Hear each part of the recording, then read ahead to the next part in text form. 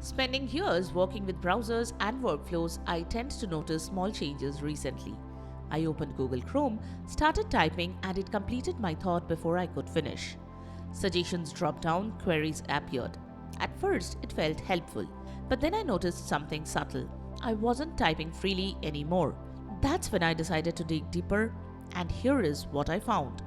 What happens when a tool starts thinking for you? There was a time when using a browser felt simple. You opened it, you typed what you wanted, you got there. That was it. But now every time I typed something, I had to pause, not because I didn't know what I wanted, but because the browser was offering too many options. Should I click the suggestion or ignore it or rephrase what I was typing? It wasn't showing my computer down, it was slowing me down. The moment I noticed the friction, the turning point came during a normal work session. I was researching something, jumping between tabs, typing quickly, and suddenly I realized I was spending more time looking at suggestions than actually typing. That's when it clicked. This wasn't just convenience anymore. It was cognitive load. Every suggestion was a tiny interruption. Every prediction was a decision I didn't ask for. And those small interruptions added up. The invisible layer I couldn't see. Then I started thinking about something else. If the browser is predicting what I am typing, that means it's processing it. Not just after I hit enter, but while I am still thinking. Every partial search, every unfinished idea, every accidental keystroke. Somewhere in the background it's being analyzed. And that raised a bigger question for me. How much of my intent am I sharing without even realizing it? What happened to simplicity? I remembered what Chrome used to feel like when it first launched. It was fast, clean, minimal.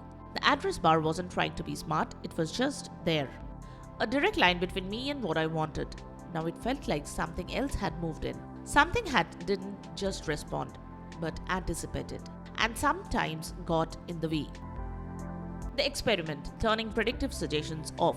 So I tried something simple. I went into the settings and started turning things off. I opened Chrome and clicked on the three dots in the top right corner, then went to settings.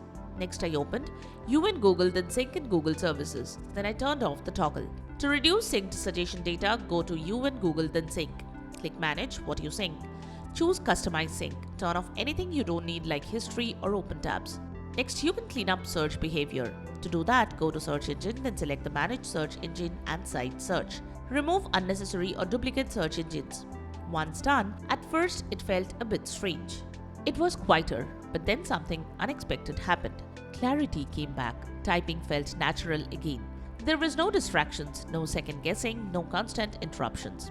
I typed what I wanted, and only what I wanted. And suddenly everything felt faster. Not because the browser changed, but because it stopped interfering. Even outside Chrome, I noticed the same thing in other browsers. For example, in Mozilla Firefox, there are settings that let you reduce or control AI-style suggestions and smart recommendations, keeping the browsing experience more minimal and predictable. Rethinking what smart really means. That's when I realized something important. Not every feature that adds intelligence adds value. Sometimes intelligence adds friction, especially in spaces that are meant to be simple. The address bar isn't a discovery tool, it's not a recommendation engine. It's a utility. And when a utility becomes smart, it can lose what made it useful in the first place. Taking back control, making the browser feel predictable again. After turning off suggestions, I did one last thing. I opened a new tab, clicked the address bar, and just typed. No suggestions taking over, no autocomplete jumping ahead. Just a clean, predictable input. So instead of showing a feature, you are showing the result. Because this isn't about enabling something new, it's about getting back to how the tool was meant to feel. This is what I tried, stepping away from a smart browser experience and reclaiming a simpler, more predictable address bar in Google Chrome. And it changed how I think about everyday browsing. Because sometimes the goal isn't more intelligence, it's less interference. That's the case for the dumb browser. If this helped, like and subscribe to Silicophilic for more practical tech insights. Thanks for watching.